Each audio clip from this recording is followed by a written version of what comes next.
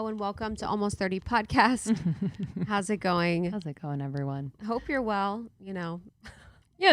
Everyone lately, they've been like, how are you? And I'm like, and I've been actually saying I'm not good. I'm like, I'm actually not really doing well. And it's like, it's just funny how like radical that is. Radical. Well, but then it also opens conversation. And then I'm like, I don't want to talk about it. People are so used to saying, how are you? And just getting good. It's like the usual flow. Yes. How are you? Good. How are you? Good. And then we move on. But I actually like that you said that you're not doing well. Mm-hmm. Not that I like that you're not doing well, but to your point, it does kind of open up an actual exchange of feeling. Yes. And it surprises people. Mm-hmm. They're like, oh, okay. Mm-hmm. Interesting. Goodbye. I don't have the tools for that. Yeah, See you later. Like, I'm scared and I'm out. If you're new, welcome to the show. My name is Krista. And I'm Lindsey. And we started Almost 30 a few years ago when we were almost 30. And it was just, that time where a big transition, lots happening, lots of questions and fears, and just, again, kind of this feeling of like not being well. Yes. And being it's funny too, like I've noticed the thread, and I don't know if it was Mark Groves or another interview we did recently, but someone else was saying like, yeah, when I was 30, shit really went down. It feels like such a consistent theme, not only in our lives as being transformational, but in the interviews that we have where people just have these like extremely profound moments or like coming to Jesus times when they turn, when they're going through their Saturn return. And if you feel that way, it's kind of, it's like a truth that you can no longer ignore. Yes. Just keeps knocking and the door finally opens. And what we saw, in our late 20s, early 30s was like having to do with relationships and our health and our careers, and just looking at what was working, what wasn't, and being very honest and real with ourselves, which sounds like, that's what we do, but it wasn't for me. At least I was not being honest with myself in so many ways. And it was actually really painful to finally be honest with myself. But the work is worth it. Still going through it. I know, honestly. And then, a few years goes by, you get some listeners, and then you're back. You're back in it. Into your depression. Oh, yes. Yeah. I watched Love on the Spectrum. It's on Netflix. Have you seen it? It's on my list. It is. I have not binged. I remember the last time I binged something was Insecure when I was sick, like a few years ago. Watched the whole season. It is unreal. I've heard. And it was perfect because I really needed to cry. Mm-hmm. And it was such a great impetus for my crying evening. It was so beautiful. The families are so unreal. So Love on the Spectrum is about, it's an Australian show. It's an Australian like dating show in quotes. Based out of Australia, sorry. And these people on the spectrum just finding love and dating and in relationships. And it's just so beautiful. Like, it is not patronizing. It is like powerful and just loving and like fun, and everyone just has fun. Like, I don't know. It was just so beautiful. But then it was it's heartbreaking at times too. But it was such a great, I don't know. Usually I shy away from shows like that because I'm like, oh, I'm going to feel too much. I'm going to get really emotional. But I was like, let's do this. And it was so good. I love Netflix for that, in terms of just them bringing what is normal for someone on the spectrum to be dating and having just these real life and real time experiences and moments, and making it and having people see it on such a large scale is, I think, like so healing for the world, because we're so used to seeing like the the macho guy and the girl, and then they fall in love and they do this, and it's like, let's see love in every way, and the relationships of they show some people in relationships were so incredible. I was like, you have like got it down. Like, they just were. The communication is incredible. Unreal. Yeah. Everything was amazing. Incredible. And also too, what's so beautiful about people on the spectrum, and you see it through the episode, like there's so many things. They brought so much joy to their family for everything, but also like the honesty. Yes. It's almost like part of it is like, you're just incredibly honest. And it's like, you just speak truth to so many things where that's seen as like socially, challenging, because that's what they say on the show. They call it like, socially challenging in certain ways. But it's like, that's like their superpower, is like they just speak honesty to everything. Like at the end of a lot of the dates, they'd be like, do you want to see me again? And they would literally be like, no, I don't think so. Like they would just say, they'd be like, I don't think so. We should just be friends and just like move on. Like there's no ghosting. There's no like, they just are so honest and like loving. And there's one that his name's Michael. He was my favorite, one of the characters. And he would just say, he's like, my goal in life is to be a husband. He just wanted to be a husband. He's like, and talks about, how he's going to treat his wife and all these things. But yes, that you guys have to watch. Love on the Spectrum. Tonight. Yeah. Continue the Cry Fest. Sean left today, so I'm like unstable. Yes. Did you cry in the car? I've been crying all morning. Well, I've been crying since yesterday. And it's just strange. I'm like, what is this? Yeah. I know it's because he's leaving. It's like that's the superficial reason, but I'm like, what is this? Like, it's just kind of like this deep, like, from your toes type of cry. But I think it's really just rooted in how good the last 3 months have been. Speak it, sister. I know, I'm literally going to cry crying again. Right now. I literally walked into the bedroom and I saw that his toiletries weren't there anymore, and I got weepy. I like literally looked, Yes. It's actually cleaner now, and I'm sad. There's no papers everywhere. There's I'm no like, pineapple banana juice. this is very, very odd. But I'm actually excited for just kind of the new season, what this like feels and looks like, using what we've learned over the past 3 months and just how much closer we've gotten. But yeah, I don't know. I'm feeling a little hollow today. Literally. a little hollow. Naked. Yeah, very, very much naked. And he doesn't cry. Obviously, dudes don't cry, right? We all know that, y'all. We started our show to confirm that guys don't cry. But he's so like, in the way that he communicates and with his words, he definitely expresses himself, which just makes me cry and have no words. So I feel kind of, it's like imbalanced, where I'm like, I want to say so much, but I can't.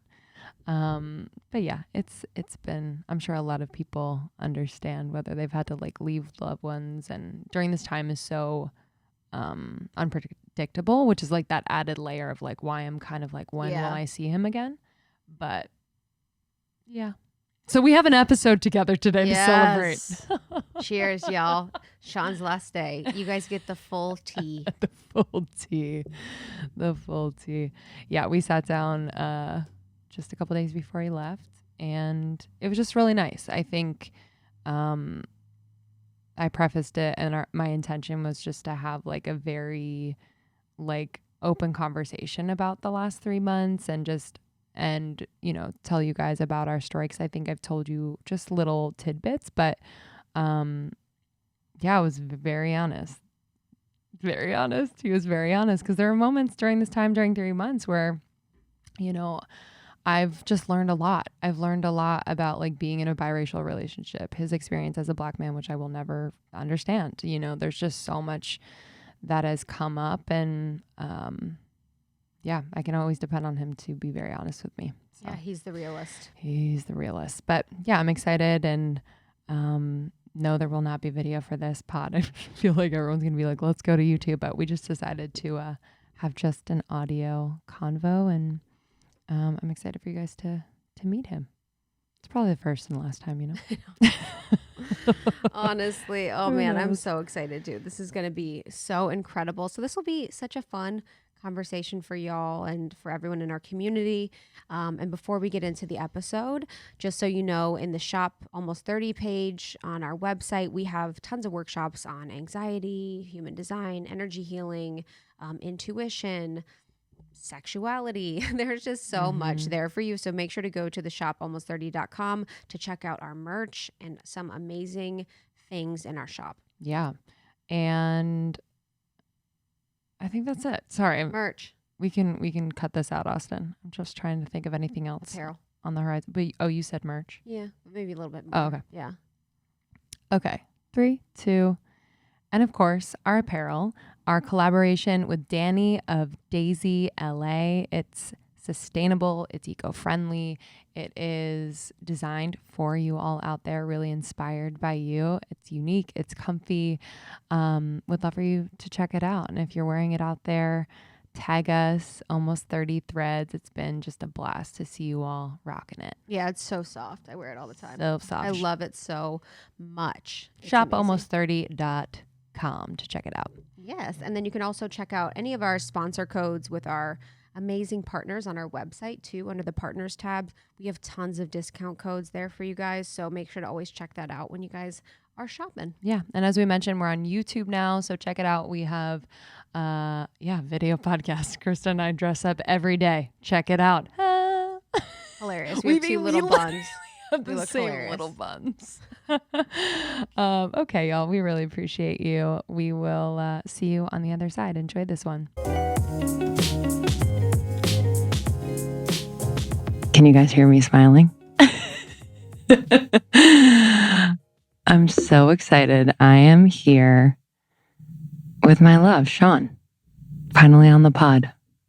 Okay, you can talk now. Perfect. He's like, how long is your intro? Hi, babe. Hey. Hi, everyone.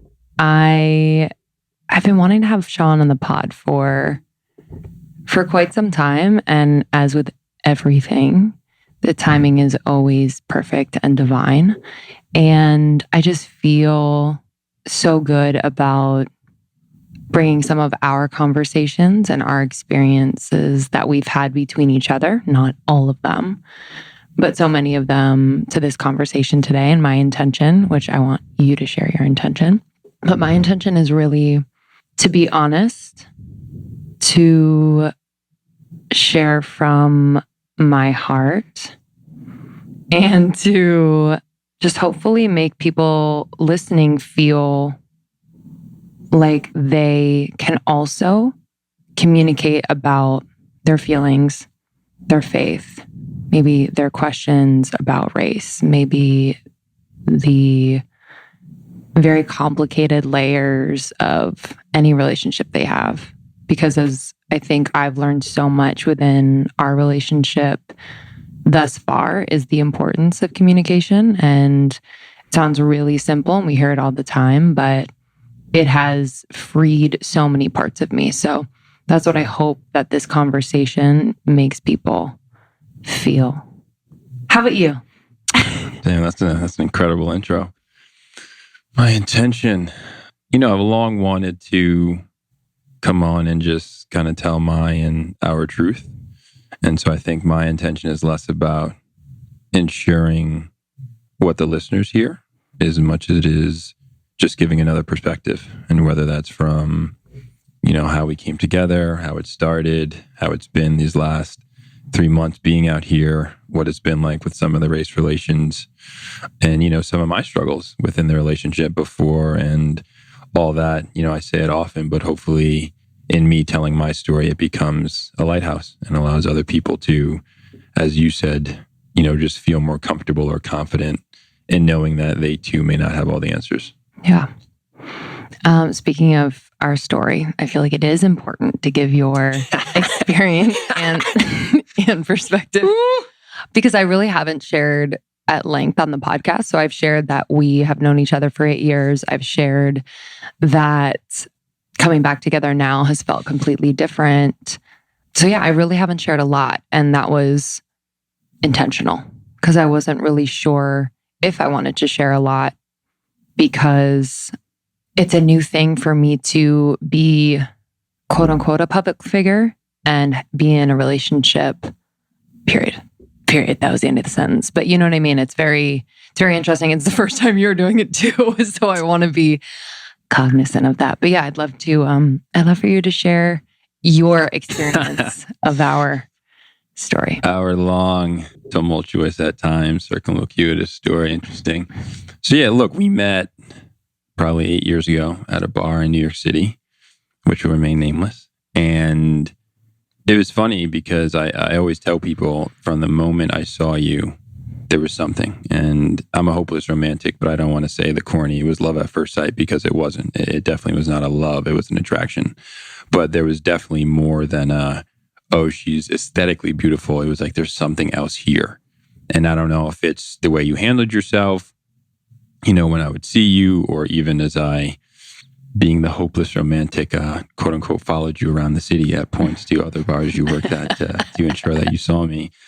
Yeah, it was interesting. And, we had our fits and starts with dating and going out and doing different things. But I think the reconnection is what was so crazy, because even when I would come out to California to see clients, et cetera, and I would see you here, there were points where it was strictly platonic, right? And there was not a thought of, oh, we're going to be together in the future. It was nothing like that, as much as we just connected on a different level.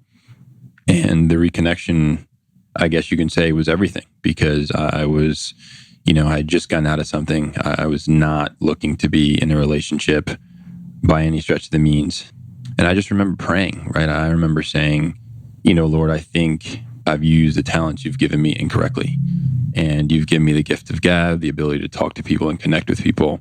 And for a long time, I'd used that to proactively chase women. And not to say that was outright bad, but I never connected with someone holistically, right? Whether it was physically, it was great, emotionally, it was great, spiritually, it was great, but I never kind of had that full body experience. And I had prayed saying, I want to take a step back. I want to follow you, and the next woman you bring in my life, or the next person you bring in my life. Once there's that feeling, or once something happens that I know, like a trigger, then I'll use the talents that you've given me. And so, it's pretty bananas, but on that wonderful evening where we went out to dinner, when we reconnected, and I remember, I was hot. I walked in a little late, and I was tight because I just got an email. For the first time ever, I was early. But I just got an email from a pseudo mentor, for lack of a better word, where he just crushed me on so many different things. But again, and we'll get to this later on, but it was actually listening to what he was saying, or getting the real juice of it, as opposed to getting caught up in my emotions, that when I articulated that story to you, and, a third of the way through the meal, when you kind of looked at me side eyes and said, Sean, a lot of times when we're talking about what we want in a partner, I feel like we're talking about one another. I was like, damn, that was kind of the moment for me. And that wasn't the moment that I knew we were going to be together, but that was the moment that I knew that this time was different, in terms of it had long been me chasing you. And not that you were chasing me, but I think you just opened the door for me to eventually kick down. Yeah, I just think both of us changed so much over those 8 years. And I just, going back to when we initially met, to bring some color into like where I was fresh out of a long-term relationship that I thought was going to be my person. I mean, we have that one where we're like 24, 25, and we're like, this is the one. And then it just turns out so differently. And it's, I was so caught up in my emotions and the devastation of who I thought I was and who I was going to be, and what my life was going to look like. And so when someone like you entered my life that night at the bar, and you asked me out, we had a conversation, then you politely asked me out, I felt like it was different, and it scared me. I was like, I don't know if I am worthy of this, truly. And I don't say that to say it because like, oh, feel bad for me, I don't have self-worth. It was more just like, I didn't really see what you were seeing in me. And so it was hard to receive. I said yes. We had a great first date and subsequent years of reconnecting. But I was always running from the feeling that you gave me, which was, oh, wow. Like, he truly sees me, all parts of me, and also sees the potential in me that I didn't see in myself. And what was scary about that was like, if I'm in a relationship with Sean, I'm really going to have to like become myself. And it was terrifying. It was easier to chameleon and be what the other person in the relationship needed me to be in order to feel secure within themselves. My MO had always been like just orchestrating an experience so that other people felt good. And if it meant that I was kind of sacrificing my comfort, then that was okay. So you really called me into being who I am fully. And I just wasn't ready for that for a very long time. My soul knew it the entire time. Looking back, I'm like, oh my God. My soul knew the entire time. I would get butterflies every time I saw you, but my head was like, nope, no. Like, not the time, not this. And so when we reconnected in 2019, like late 2019, I was just a completely different person. I had done therapy for over a year and a half. I had just done so much inner work. I hate to say that because everyone's saying that, but I had done so much work, and I had really uncovered my blocks and my subconscious programming that had held me back for so long, whether it was relationships or with my career or with my passions and creativity. And I continue to do so. Definitely not done. But I just felt different. I felt so free when I saw you. I just felt like I could be myself and also be seen and be I say loved, but at the time it was just like really appreciated for that. And I wasn't running away. And I was like, this is a new thing. How did you feel? Coming out of, like obviously you were coming out of something, not expecting to like necessarily be in something else. It's like, did you have any reservations? Well, to be clear, I was not expecting to be in a relationship. No, how did I feel? I sincerely appreciate you saying what you just said, because even though, we've been together now for a little bit, it's still nice to hear those things. And I think that goes back to the communication where sometimes people just assume things, we're together, so, just trust it. But I think it was my doing the work too. And look, I know I'm not for everyone, right? And I get that. And I think I used to fear that I was coming on too strong, or people would give me the word intense. And that's just because I would ask very direct questions. And everyone's not ready for that, because everyone doesn't want to have to dig deep, right? Everyone, or I shouldn't say everyone, a lot of people, could tell me about their favorite celebrity that they see on Instagram, or a lot of aesthetics. But when it comes to actually looking deep into themselves, that's scary, because some of the answers you may find may not be what other people think about you. And if they do find out, then they may no longer quote unquote like you or love you. And what was cool about when we reconnected was you were no longer afraid of that, right? And I say that because I don't need you, right? And you don't need me. And when I say that to people, like, oh my, you shouldn't say that. Like, love is all encompassing. And look, everyone views things differently. But I really feel like our relationship in particular is 1 + 1 = 3. And you're good on your own, I'm good on my own, and we bring out the best in one another. But we're also growing, because those, deep, dark spots that most people don't know, when we have conversations about them, it's not the other person. I don't hope you feel, or I hope you don't feel this way, but it's not me judging you or saying, you're wrong for thinking this. It's like, yo, babe, you got work to do. And by the way, I'm going to be right here when you're doing the work. But it's the moment that I feel like you're no longer comfortable doing the work, or even worse, you don't even want to engage in those conversations because you're a lot better being comfortable or complacent. Like, I don't got time for that. Mm-hmm. And maybe that is because I grew up a Black man in this country, and I always had to try to be better than, my counterparties. And I don't know, maybe that was ingrained in me at a very young age, but you are someone who I think has always been willing to do the work, and the hard work, and the work that no one sees. And that is incredibly attractive. Thank you. Let me bring everyone up to speed in terms of us spending the last 3 months together. We can always go back and forth, but I think what you just said makes me think about, there have been so many moments, especially in the beginning of us being together these 3 months in quarantine, where I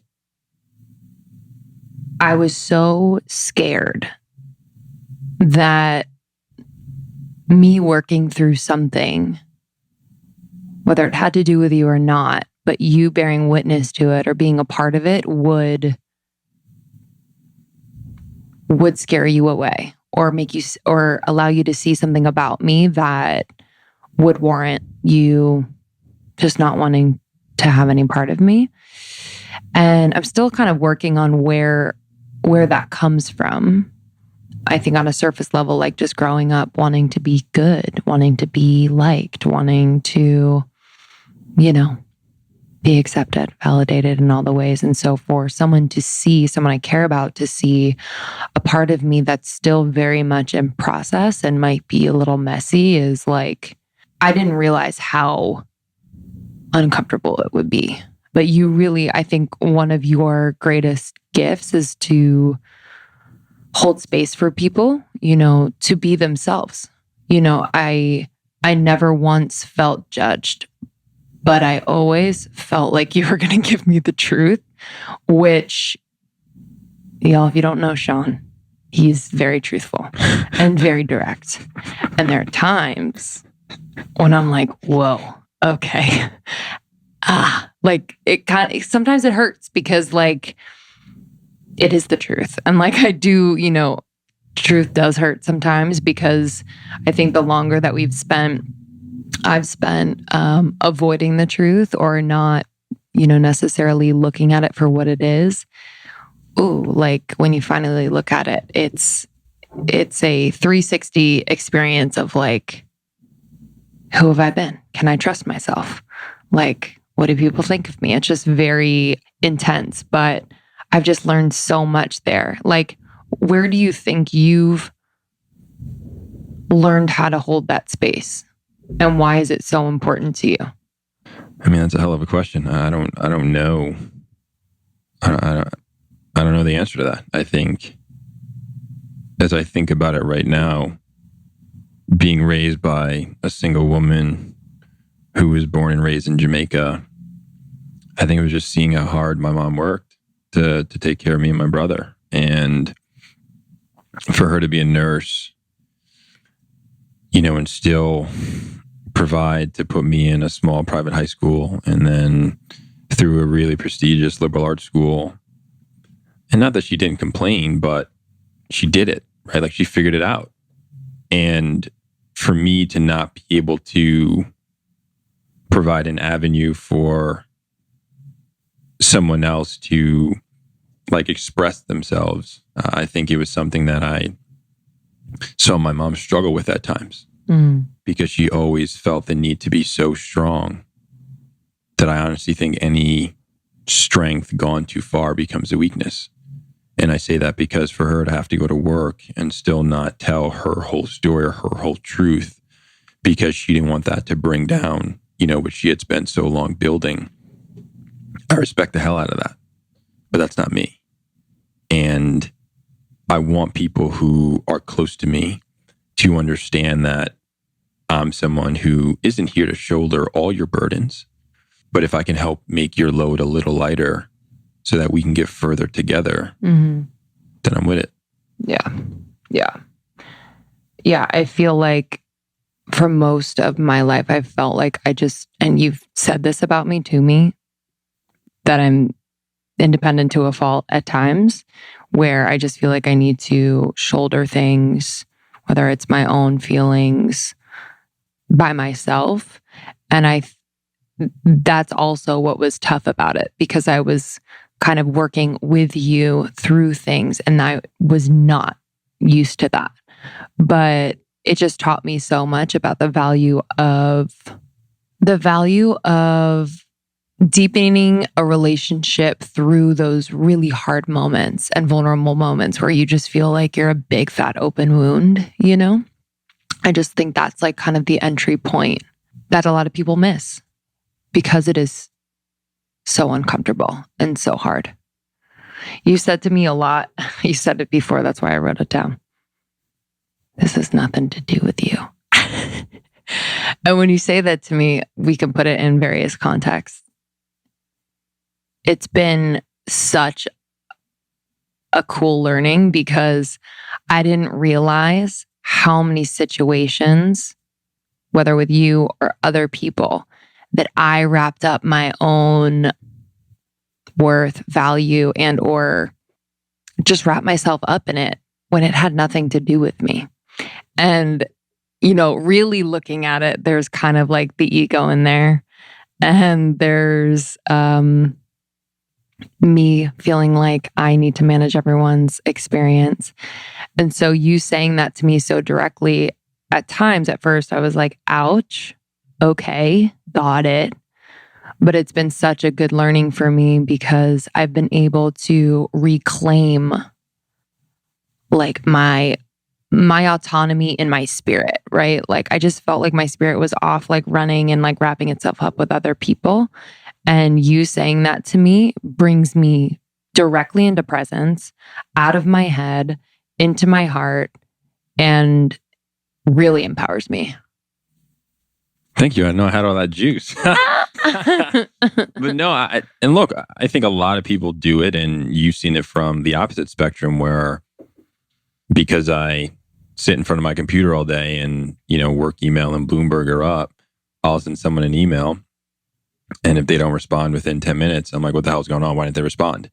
And so it's such a humbling experience because, we can think about it when we first reconnected and I'm in New York and you're out here and, you shoot me a text and I don't respond for a couple hours. Why didn't he respond? Did he not see it? Did he not like what I said? And we all go into like our own self-talk about what we think is happening. And we put images on what may or may not be true. Whereas I'm in New York at work, engaged in something, and I didn't even see your text message. And you already run 17, different scenarios about not only what could have happened. This is hypothetical. This didn't happen. Love. I am not. But what your potential response is going to be. And, I think that's why self-talk is just so important because we talk to ourselves more than any other person. And if you're constantly negative, that's just going to bring you down and tend to bring down others who you engage with. Mm-hmm. Yeah, it's been... I remember a specific situation when I believe it's a little fuzzy. Time is so interesting with COVID and all of it. But in the wake of George Floyd's murder, and I took your grief, anger, I took all of what you were experiencing and felt, I think it was like half felt like I couldn't do anything and half felt like I felt a certain way because neither of us necessarily could express fully what we were feeling. And there was a moment where in so many words you were like, this has nothing to do with you. I was like, you're completely right. And it was just such a humbling moment. And that's to put it very lightly. I was just like very much rocked into reality and really looking at not only my privilege, but understanding your experience in a whole other way. Not just understanding for aesthetics, but understanding because you are my partner, like, and wanting to, because you are my partner, it is so, it's so right in front of me, right? Like in a way that's never been right in front of me before. And yeah, that changed me. Like that moment definitely changed me. Okay, so now we're going deep. Because a couple of things about what you said. To be clear, you'll never understand my experience, right? I'm a Black man who was raised in this country. You're never going to understand. The most important thing for me was your willingness to engage and to try to understand. And that's a lot further than a lot of people, regardless of if they were my partner or not, have done. And that meant a lot to me. But I also think, knowing you as well as I do, you tend to be a fixer, right? Like, you want to fix things and you want to make them better. And particularly when I couldn't articulate how I was feeling, because the range of emotion happened so quickly, so rapidly, and it was just so continuous, where there were times I didn't even want to be around you because you're white. And what did that mean for me? Is this a person I'm going to marry? Is this a person I'm going to be with? And then there were times where all I wanted to do was jump into your arms and cry like a baby because I didn't know which way was up. And, you know, that was a really scary time, because the existential crisis is, okay, I'm looking myself in the mirror. This is the woman I know I want to be with. It's such a blessing that I am able to be here with her while this is going on, because I don't know what it would have been like if we were still doing long distance and I was experiencing this stuff and you wanted to talk and I wasn't answering my phone and my phone was in, you know, airplane mode, and then having to deal with work. Like, I can't even fathom what that would have been like. But race is such an insidious topic in this country, and being able to have the privilege I have and, you know, check my ego at the door, because, to be clear, I don't have all the answers. And because I'm a Black man doesn't mean I speak for the totality of, you know, the Black experience. It isn't monolithic, but there is an element of, I really think it's allowed us to become closer, because we've both been able to see different perspectives, and I've been able to truly understand what it means to have a partner, to understand, you know, sometimes I just need to be alone, and you not feeling like you need to force me to talk, but when I am talk, you're there. And yeah, there is an education process involved, but it's not, hey, when you're ready to talk, I teach, and vice versa. And so I think, going back to what you said about just feeling kind of grounded in their relationship, it's okay for me to realize that I'm not perfect either. And there are going to be times where I say some stuff I shouldn't say, or get mad at you because, you know, you have access to things I don't, or you see the world differently. And hopefully we're able to understand that those nuances are what make this great, not what make this uncomfortable. Mm-hmm. Yeah. I also feel so lucky in a way, because I've been able to, what I think is really cool for me about our relationship is that I've learned the value of observing and honoring and admiring a partner from afar without having to be a part of what they're doing. So, you know, when, especially in the wake of George Floyd's murder, there was so much happening at work for you. There was so much happening personally for you. And to be there as a support, but also just to bear witness to who you are without feeling like I had to be necessarily a part of every one of those moments was really cool for me. Like that independent within relationship, but also knowing that both of us are cornerstones that we can definitely lean on at any moment. But just to see you step in at a time that was like, I can't comprehend what you were feeling. So for you to step in a way that I've just never seen anyone do before was so powerful. How, from my perspective, it was so powerful. How are you feeling? Especially like at work. From my perspective, I felt nervous. I felt scared. I felt courageous. And, you know, in a lot of these instances, it's easy to look back afterwards and say I had poise or say I had whatever, but going through it, it wasn't easy, right? And I definitely took risks. And I was fortunate enough to be on, you know, kind of a firm-wide call at some point, and I was the most junior person on that call.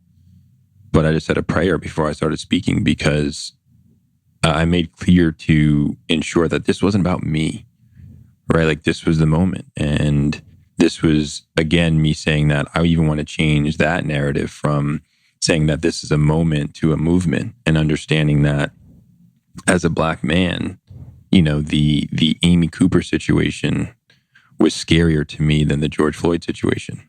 And I was embarrassed to admit that to people. And I was scared to admit that to people. How is it that a man being murdered at the hands of the police, wasn't as petrifying as a quote unquote nonviolent, luckily, situation with Amy and Christian Cooper? And, I say that because, again, having to say that I need to check my privilege and my ego at the door, I've been able to sit in some rooms that very many people who look like me haven't had the opportunity to do. Mm-hmm. And particularly given the deaths of George Floyd, Ahmaud Arbery, Breonna Taylor, Rayshard Brooks, to only name a few, it'd be very easy for me to kind of sit in my privileged seat, or the metaphor I use, to now be in the house, so to speak, and no longer be in the field and think that I'm the man, or think that because I'm quote unquote protected that I didn't need to say anything. And again, this is not who I am. And it's not to say that what I said was correct. It's not to say that what I said was easy. It's not to say that what I said hit the way it needed to. But it is to say that I felt grounded. I felt like I was being called to use my voice in a way that some people who didn't have my privilege aren't able to. Yeah. I think, from the time that I met you, your voice is something that it always stays with me and is so powerful. You speak so much truth into me on a regular basis. And I think I hear you on the phone all the time speaking truth into other people, asking questions, being curious as well. Where does that come from? As someone, me, who uses their voice for a living, but has insecurity around how I express myself sometimes because I'm judging it as it's coming out of my mouth. How have you overcome that? If you ever dealt with that? And why is it important? Second question is that you're always learning more to kind of support how you use your voice. Yeah, good question. To be clear, I'm sweating right now because the truth of the matter is I'm insecure. I'm self-conscious. I got a lot of things I'm working on. I think one of the differences I try to think about often is, what am I playing for? And you alluded to it earlier, but for me, I serve a higher calling, or I'm here for a bigger calling. So yes, I want to be liked by people, but I don't need to be. And that goes back to what I said earlier about, I get that I'm not for everyone, and I have this argument with one of my closest friends all the time, but if you're friends with everyone, you're friends with no one. And people really struggle when I say that, I want this person to like me. I want this many likes. I want, if I post a picture on Instagram, I'm going to see how many likes I have too. We all do it, but I'm not as attached to that number because I know that what I posted was authentic to me. And hopefully the people who do like it are along for the ride. The people who don't like it will say, forget this person and, unfollow me or whatever. And there are a lot of people who I know see it and won't say anything. But it comes back to grace, right? And it's that understanding of, I'm doing this from a place of love as opposed to for love, or I'm trying to acquire your love. And that's why when I'm in relationships or friendships or whatever, just shifting the perspective from, I hope that this person likes what I'm saying, to, I hope that what I'm saying is true to me. Mm-hmm. Because then I can look myself in the mirror and at the end of the day feel content, because it's not going to be right for everyone. Or I'm a big quote guy, as you know. But Brene Brown, who I love, and, I've had my ups and downs with her and the way she talks about certain things. But one of her quotes she says often is, I am not here to be right. I am here to get it right. And I think that that's just so truthful, because going back to what you said about truth, when you really dig deep on a lot of the things we're talking about, it's easy to say surface level, because then you don't have to take a side. And when people take a side, then they have to defend it. And when you have to defend it and you really boil it down, you may not even know why you think this a certain way about something. You may not want to admit that it's wrong. And, we're all human. And I don't know, it's just it's an understanding that, again, this is my grace. And I want to make sure that I am also passing that along to other people. Yeah, just taking that in. Yeah, there's something so powerful about trusting that the people that love you most, and even the people that have no stake in what you're doing, really do want you to be yourself and really do want you to speak your truth, whether it hurts them or not. I think this like construct that I need to say it a certain way or say things so people feel comfortable is one, no one's ever told me that they wanted that from me. It's just, for me, it reinstates like how fucking powerful our minds are and how they could be used for a lot of good and how it can really hold us back, to say the very least, and sabotage so much good. So I just love that. I love coming from grace rather than wanting to get grace or get love or get anything. I'd love to talk about faith because from my experience, you brought, God, faith back into my life. I think, moving out to LA, I definitely felt connected to something much greater than myself, simply for the fact that how I got out to LA and everything that ensued upon saying yes to that opportunity was so divine and opened up so many doors for me and just helped me, most importantly, helped me to learn so much about myself at a very high rate of speed. But I grew up in a Catholic upbringing, Catholic school, mainly middle school into high school. And I just kind of rejected it. I didn't really relate to it. My parents weren't very religious. And so I didn't really see the value in what it was all about. And didn't mean I didn't believe in God, but I wasn't talking to God on a regular basis. I wasn't, having conversations and having that integrated into how I was living my life. And so for you to be so present to the workings of God in your life and the presence of God in your life was very new to me, but also felt so true to me. Like, especially when we reconnected, I was like, this is true.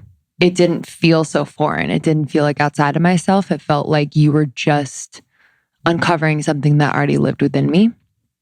So yeah, I'd love to just talk about like your faith and the role that you feel like it plays on a daily basis. And yeah, I guess my intention with that question is to really give people permission to talk about that. Because I think a lot of people kind of put it in their closet and they're like, I do this. I either pray or I go to church, and they don't really talk about it a lot because we don't talk about church, like what are people going to think? Yeah, no, I appreciate you asking that. I think it's very much a taboo topic like sex, politics, and religion. I often say I consider myself a more spiritual person than religious person. And maybe that's a defense mechanism because I got people who I pray with who can quote scripture much better than I can. And maybe that makes them more religious, or some people who tout the Bible and do some things that I don't necessarily agree with, right? So I don't know where certain people come out on that spectrum.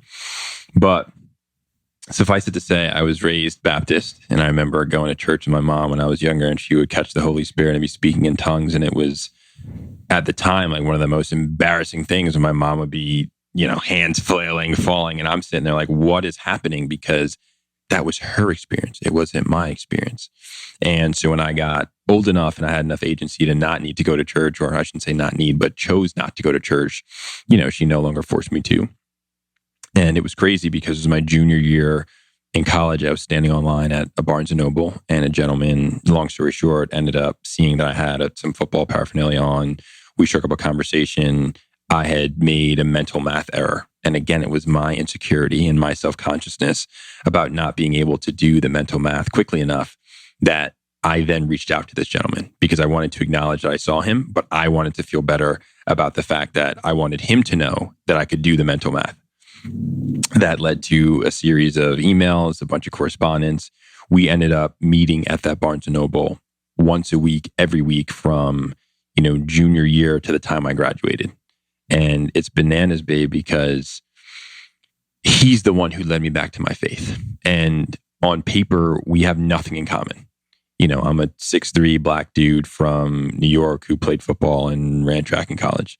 This was a 5'5", white-haired, country boy who grew up in Maine. It was just very different. And I remember one time I had gotten him an Adele CD because Adele had always been playing in the Barnes & Noble. And I got him this for Christmas. And I was like, yeah, Bob, what'd you hear? Like, I love her music. The melodies are great. Her voice is beautiful. It's just incredible. And he goes, Sean, I hear pain. I was like, excuse me? And he's like, what she's singing about is heartbreak, is sorrow. And I tell that story because it was just the difference in the nuance and perspectives. We're both looking at the same thing or hearing the same music from the same artist, but seeing it in a different lens. And this is what I bring back to my spirituality, because when I'm living from a place of grace, people idolize or, call it something. You may not call it God. You may call it money. You may call it something, but there's something that you do every day, every single day, that once you are cognizant of it, you may be like, oh man, I can't spend so much time doing this. I want to get closer to me. But Bob is essentially the gentleman who, throughout our conversation, there was always this undercurrent of faith. And I'm like, I don't get it. How is it that this dude who didn't really know me before we first met has allowed me to talk about women, relationships, school, sports, family, and I have not once ever felt judged? So if there's something about his faith, like, I want that. I want to get closer to that because I want to be able to have that in my life. Mm-hmm. And so it was actually my senior year in college that I started going to church at school. And then every year since I've been in the city, I go to church currently. I love that story. I remember going to church with you. You would probably remember like the year of our knowing each other, but it was quite early on. And we went to Hillsong in New York off of Union Square.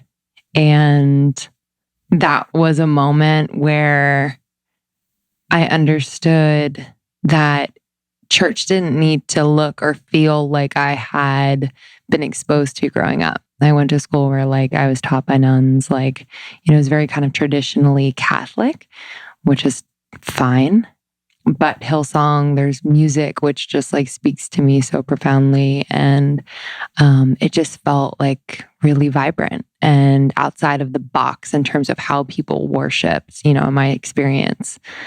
So that was really cool. But at the same time, it was also kind of like, ooh, like, am I going back to this? Like, am I going back to like going to church, and what does that mean? And kind of the Catholic guilt started to come back, where I'm like, okay, so do I have to go every Sunday now? And like, does he think I have to go every Sunday? And like, what is he going to expect from me?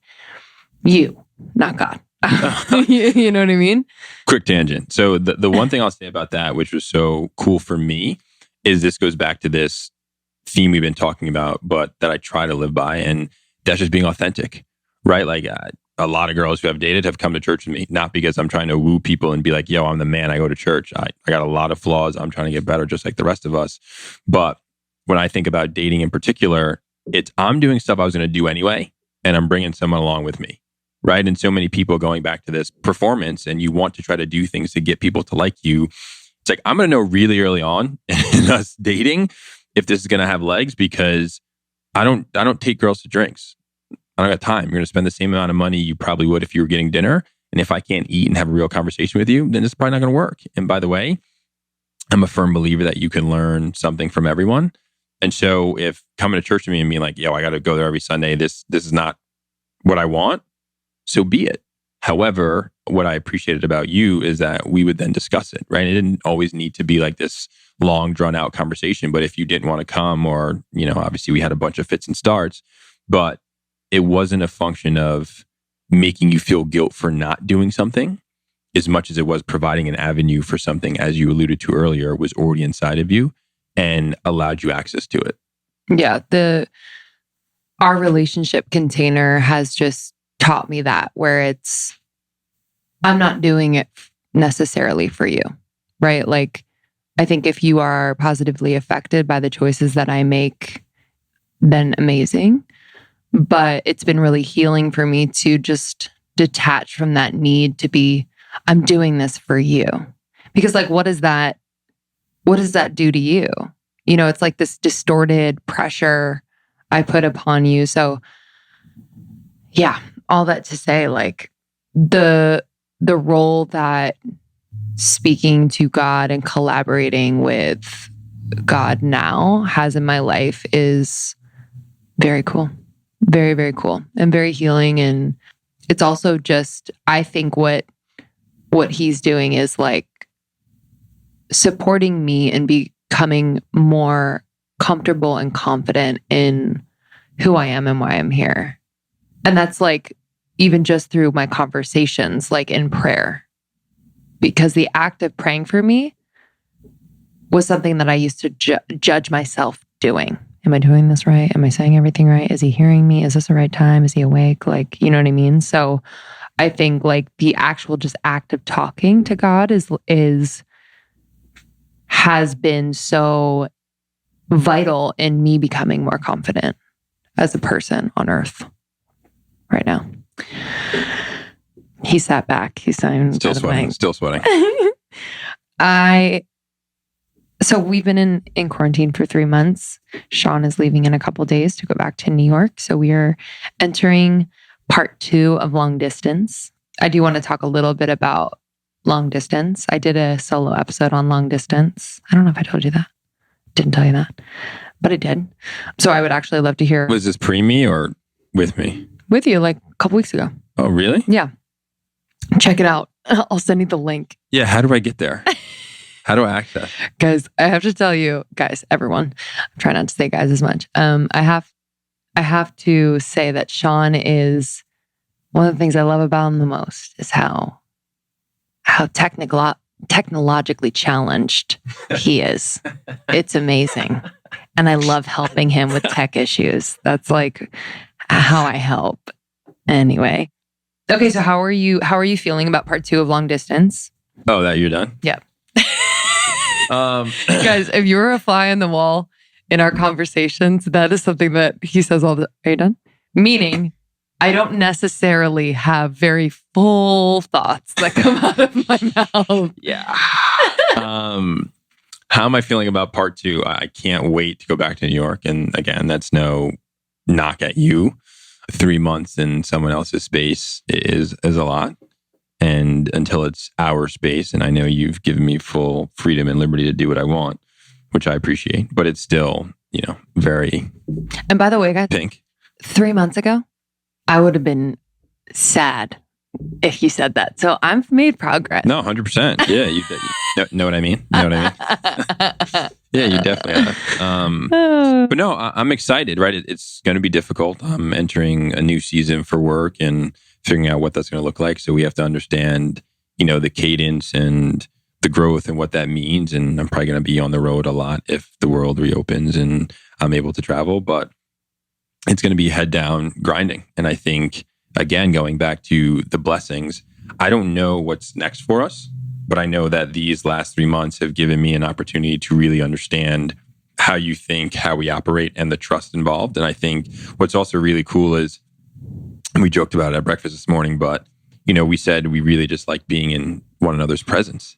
And that was something, I don't say we took it for granted, but that's something that I'm definitely going to miss, because there were times we were both grinding with work where we didn't necessarily talk for a couple hours because we were both grinding. But what's that going to look like when I'm in New York and you're here and you have a big piece of news you want to tell me, or I had a rough day, I can't just walk in here and see you and give you a kiss. But, I'm excited to continue for our relationship to evolve. What would you say to people who are in a long distance relationship, especially because of COVID? It's just kind of a little wonky, and if they're in a relationship with someone who is super independent, working a lot, and just experiencing this in a different way, experiencing COVID, experiencing what's happening in our country and in the world with, racial injustice, like just so many layers of people's experiences. What would you say to them has really helped you to gain perspective and also keep connection? Yeah, the first thing I would say is this shit is hard. And I say that because once that's your baseline, I think you start to show gratitude and appreciate more of the moments you do have, as opposed to comparing it to what it would be like if you were together. And, it makes me think a lot about my last relationship and my ex-girlfriend, who is smart, beautiful. She's amazing. We clearly had our differences, and that's why we broke up. But I remember early on, she had said, she didn't want to be in a long distance relationship. And I don't know a lot of people who who want to be in one. So that's not a knock at her as much as I think she genuinely didn't. She made that adjustment for me, but it was really difficult because that was her stance when she started.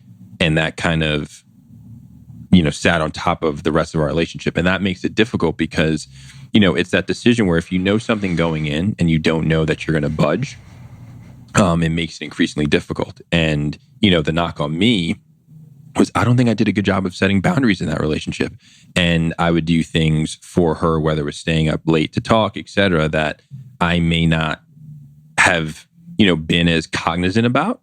But I just think communication is vitally important, because if you're not communicating, it's just going to fester. It's going to fester and fester. And one of you may get mad and take it out on the other person and vice versa. But long distance relationships are really, really, really hard. And, particularly given we just talked about the murders of George Floyd, Breonna Taylor, Rayshard Brooks, et cetera. But I don't care what anyone says. The way I view it, or I shouldn't say I don't care what anyone says. From my perspective, a lot of what happens in long distance relationships is you're living the relationship in your head, right? And particularly if you don't have a strong foundation of having been together for an extended period of time, it's a lot of being romanticized. And I think what's been good, at least for us through this time, is it's just been together. Whereas when we were doing long distance and the world was up and running, you would come to New York and we'd go out to restaurants, we'd go out to events, we'd go out and do something, or vice versa. Whereas this time will hopefully allow people to understand that, communication, respect, understanding, empathy, simple but not easy. And trusting that you have all those things and continuing to work on them, I think is a really good place to start. Yeah, I think so many of those things you mentioned, like going out to dinner, events, et cetera, of course, all those things are fun and we'll do those things. But this time has taught me so much, not only my dependency on those things within relationship in the past, because even now, this weekend is our last weekend. I'm like, should we go somewhere? Should I book a hotel somewhere, make it different, make it fun? And I really had to sit with it because I'm like, okay, what is the intention with that? Is your connection going to be different? No, it's still going to be great and intentional. Is it just the environment? And yes, of course that helps. I think these times are so difficult to be in one place all the time. But I do think I've learned, it's those little moments. You say it all the time. You're I'm just going to miss these little moments of being able to peek in and say hi to you in the studio, or go to bed next to you, or wake up next to you. And, within these last 3 months and just being in a relationship with you, I've just found so much love in those little moments for myself and for you. I'm just oh man, his eyes, I could just stare at them forever. It's just really Are you tearing up? Yeah, I am. Got it. It's just so cool. That's what it's about. Everything could disappear. All the fancy shit could disappear. And I know a lot of people are experiencing that. They've lost their jobs.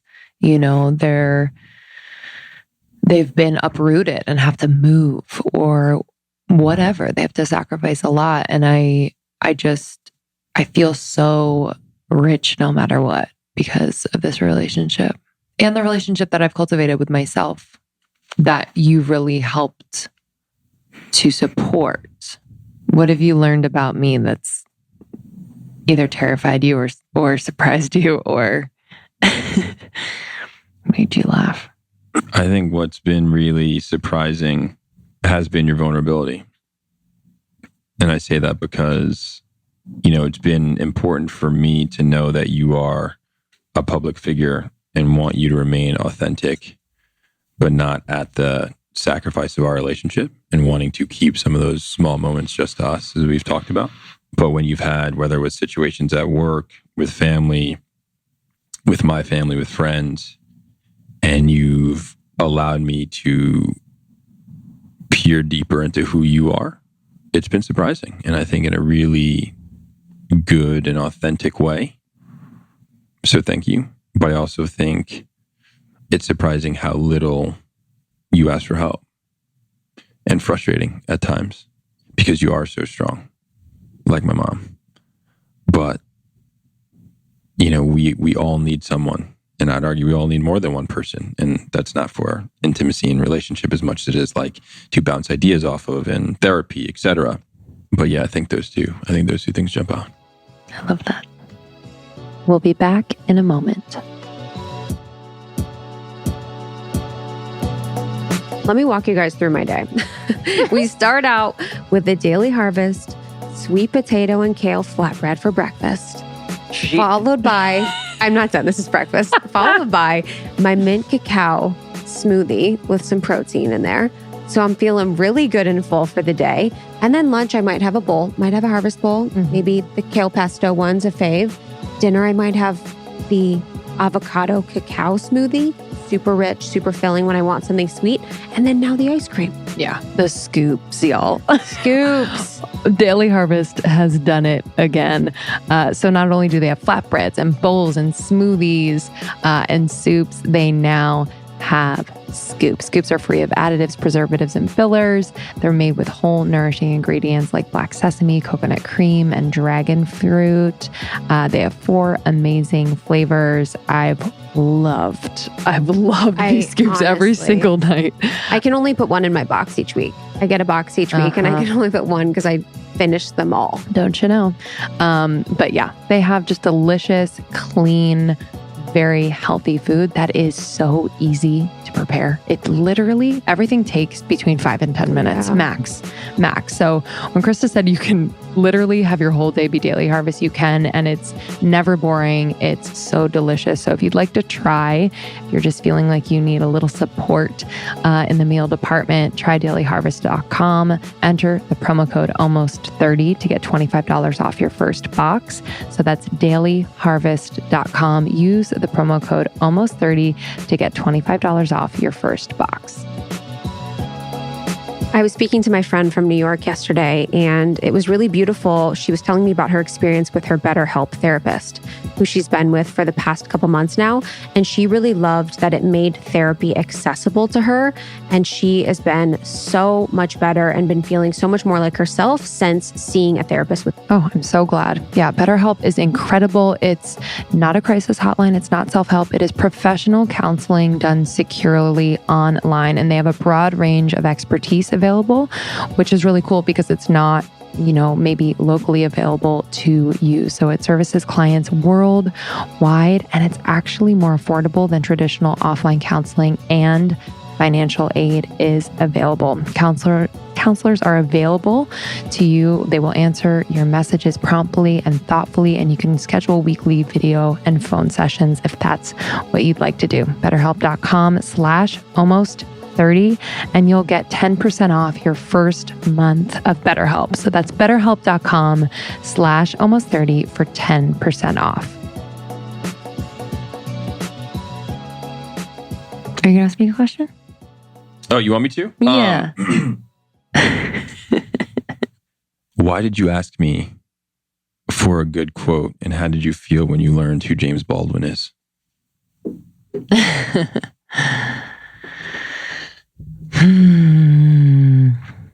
So, yeah, I asked Sean. I actually forget why I asked you for a good quote. I'm always asking. Sean is, if you don't know, quote king.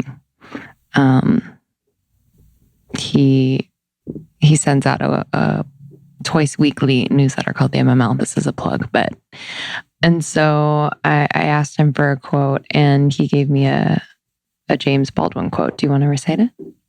I can look it up, but I think it was the one that was essentially, if I love you, I have to make you conscious of things that you don't see. Mm-hmm. Yeah.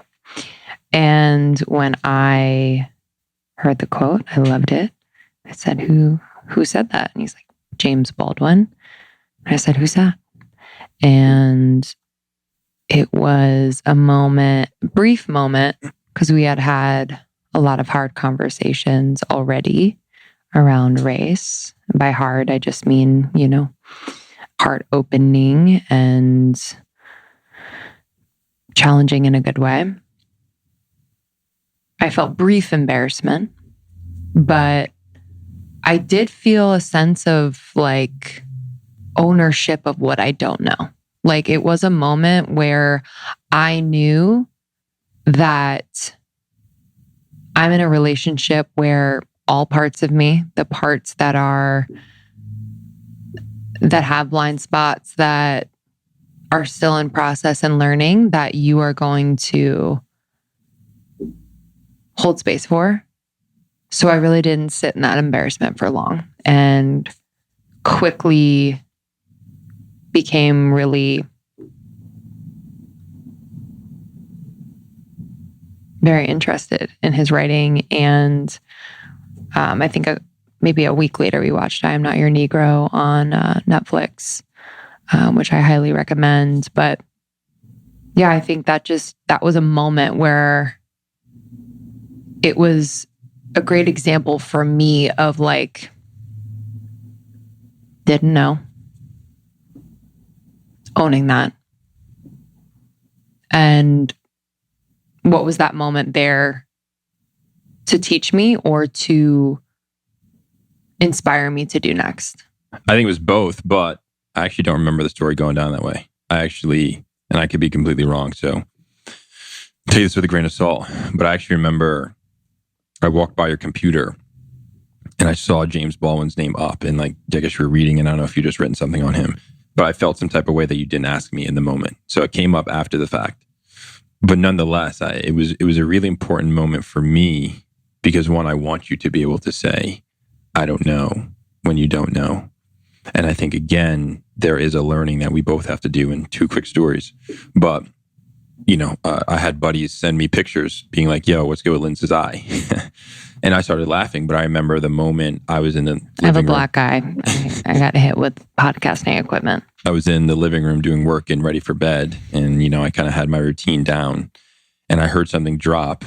I heard you yell, babe, babe, babe. You walked out, hand over your eye. I saw blood dripping. And you're like, I think we need to go to the emergency room. And the first thought in my head was coronavirus. I don't know if we can necessarily go to the emergency room. And then the 1A thought was, damn sure not taking you to the emergency room, because black guy taking white woman with a black eye to the emergency room, like that just has a whole bunch of hair around it. And it was something where in that moment, I don't know, but I'd be willing to venture that thought was not even a thought in your mind of, oh, Sean can't take me to... No, it was not. Yeah, Sean can't take me to the emergency room. And, I would consider that privilege, right? Mm-hmm. Like, that's not something that you're actively thinking about. And I don't think you're bad for doing so because you're like, I'm hurt. I want to go to the hospital. That's rational thinking. Whereas for me, it was like, let me make for damn sure that we don't need to go to the hospital because that is the last case, or last scenario I want to happen for all the other things that then my mind runs to. That's one side of it. The other side of it is I remember a situation a couple years back where it was actually with my ex-girlfriend, but we were playing a game, and we were playing a game called Harmon Killebrew. And long story short, someone has to say the name of a famous actor or a celebrity whose first name begins with the first letter of the previous person's last name. Long story short, I, a black man, said Octavia Butler. No one challenged me except her. And she raised her hand and she goes, I don't know who Octavia Butler is. And I crushed her in front of everyone. And I go, are you kidding? You are going to date a black man and not know who Octavia Butler is? You got to be kidding me. Mind you, looking back, and I'll tell you the rest of the story, but I actually met Octavia Spencer, the actress. And so other people looked it up after kind of the session already happened. And they were like, Sean, you really meant Octavia Butler, the science fiction author. And in that moment, I knew I was caught because I had lied. But I was so embarrassed that I had already crushed her, a white woman, because here I was, this black guy who at the time thought that what I said was gospel, when I could have easily have in that moment been like, you're right. And so I say this to say that you having the privilege of not thinking about going to the hospital with a black guy who is thinking about what could happen is, to me, in some ways synonymous with me thinking that I have this privilege of, because I'm black, I can't make mistakes about black culture, right? I don't know everything about black culture, and that doesn't make me less black. It also doesn't make the way people view me in public different. And this just goes back to why I'm so appreciative that you are willing to do the work, because that moment showed that there were times where I wasn't willing to do the work or admit when I was wrong and say, I could have handled the situation a lot better. But that again loops back to that whole Brene Brown comment of, we all got work to do. And yes, given the current zeitgeist, I do wish that, some of my white colleagues, friends, et cetera, were doing a lot more of the work themselves. But there's definitely work that needs to be done throughout. Thanks for sharing that. Well, this was fun. I appreciate you. Can I ask you one more question before we go? Yeah. Hey, y'all, these are the conversations that Sean and I are having every single day. So you have a peek into my life. Our life. If there was a first-time listener listening to this who didn't know much about you, I don't know, they heard about this podcast through a friend, what is something that you would want to ensure, or you would want to hope that they took away from this conversation right now? It's a great question, babe. Thank you.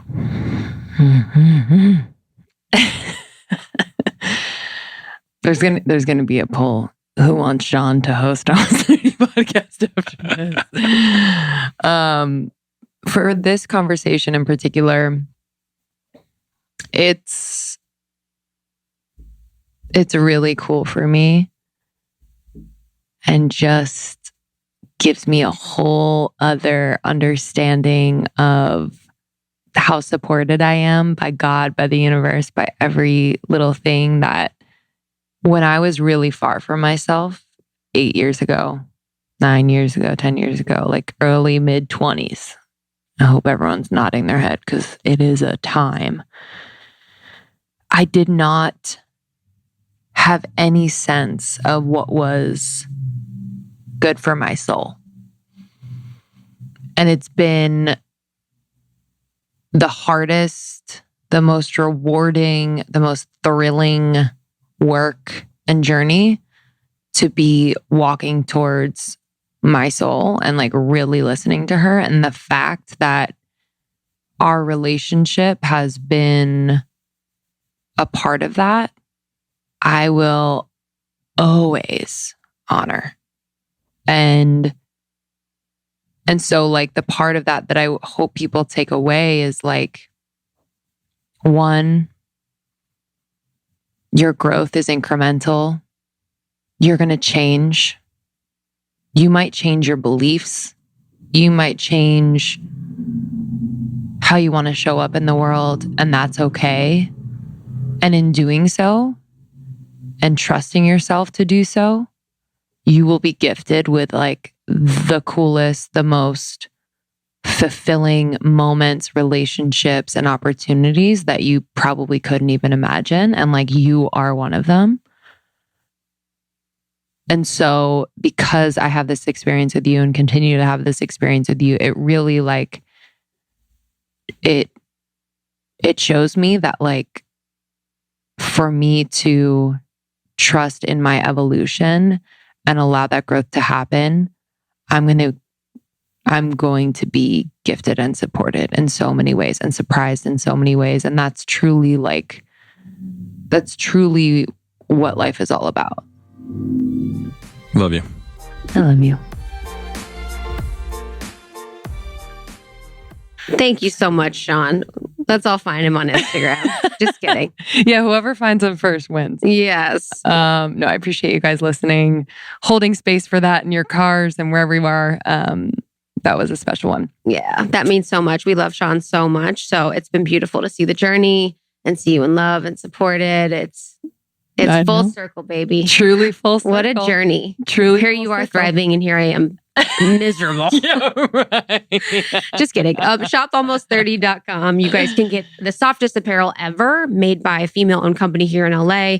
All of our workshops, courses. If you want to do a podcast, yourpodcastpro.com for self-guided programs to help you launch, grow, and monetize a podcast. And then you can follow us on Almost 30 Podcasts on Instagram, on Pinterest, on YouTube, on Twitter.